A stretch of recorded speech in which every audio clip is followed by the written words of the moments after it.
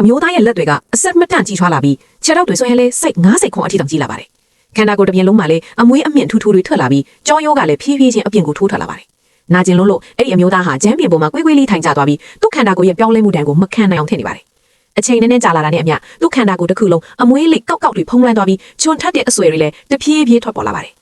နောက်တစ်ခဏမှာပဲထူးဆန်းတဲ့အပြောင်းလဲတစ်ခုထပ်ဖြစ်လာပါတယ်သူ့ရဲ့မျက်နှာတွင်ပြင်ကရုတ်တရက်ရှေ့ကိုထိုးထွက်လာပြီးမျက်နှာကြီးကလည်းရုပ်ပြက်ဆင်းကွာသွားပါတော့တယ်။နိုင်ဝက်တောင်မကြလိုက်တဲ့အချိန်အတွင်းမှာပဲသူဟာတိုးရိုင်းတရဝါကြီးတစ်ကောင်အဖြစ်လုံးဝကိုပြောင်းလဲသွားခဲ့ပါတယ်။ဒီအဖြစ်အပျက်ဒီမတိုင်ခင်ကဂျက်ဟာတာမန်လူတစ်ယောက်ပါပဲ။သူ့မှာဟယ်ရီလို့ခေါ်တဲ့တငယ်ချင်းတစ်ယောက်ရှိပါတယ်။သူတို့နှစ်ယောက်ကအားလက်ရက်မှာကြီးလေဒေတာဘက်ကိုခရီးထွက်လာခဲ့ကြတာပါ။လန်တစ်လျှောက်မှာဒေတာကလေသမားတွေကတိုးရိုင်းတွေထဲကိုစီးကမ်းမဲ့ရှောက်မသွားကြဘူးဆိုသူတို့ကိုစေတနာနဲ့တတိပေးခဲ့ကြပါတယ်။ဒါပေမဲ့ဂျက်နဲ့ဟယ်ရီကလူငယ်တဘာဝမကြောက်မရွံ့နဲ့အဲ့ဒီအန်ဒီရဲ့များတဲ့နေရာတွေကိုသွားဖို့ပဲဆုံးဖြတ်ခဲ့ကြတယ်။မကြခင်မှာပဲကောင်းကင်ကြီးမောင်မိုက်လာတာကြောင့်သူတို့နှစ်ယောက်ကလည်းခဏနားဖို့အရဆိုင်လေးတစ်ဆိုင်ကိုတွေ့သွားပါတယ်။ဆိုင်ထဲရောက်တော့နေရာမှာချိတ်ဆွဲထားတဲ့ပုံတစ်ပုံကိုဟယ်ရီတတိထားမိသွားပါတယ်။ဒီပုံကိုရုပ်ရှင်တကားထဲမှာသူမြင်ဖူးခဲ့တာကိုရုတ်တရက်တတိရသွားပါတယ်။အဲ့ဒီပုံကဝင်းပုံလေးလူသားတစ်ကောင်ကိုကိုစားပြုနေတဲ့ပုံပါ။စူးစမ်းခြင်းစိတ်ဖြစ်သွားတဲ့ဟယ်ရီကအဲ့ဒီပုံရဲ့အသေးပဲကိုတခြားသူတွေကိုမေးကြည့်နေပါတယ်။ဒါပေမဲ့မထင်မှတ်ထားပဲဆိုင်ထဲကအခြေအနေကရုတ်တရက်ကိုတိတိတတ်တာတင်းမှတ်လာပါတော့တယ်။သူတို့စကားတစ်ခုခုမှားပြောမိသွားပြီလားလို့တွေးမိပြီးစိတ်မသက်သာချက်လာကြပါတယ်။ဆိုင်ထဲကအခြေအနေပိုပြီးတင်းမှလာကလူတစ်ယောက်ကဆိုရင်သူတို့ကိုဆိုင်ထဲကနေထွက်သွားဖို့ကိုတိုက်ရိုက်နှင်ထုတ်ပါတော့တယ်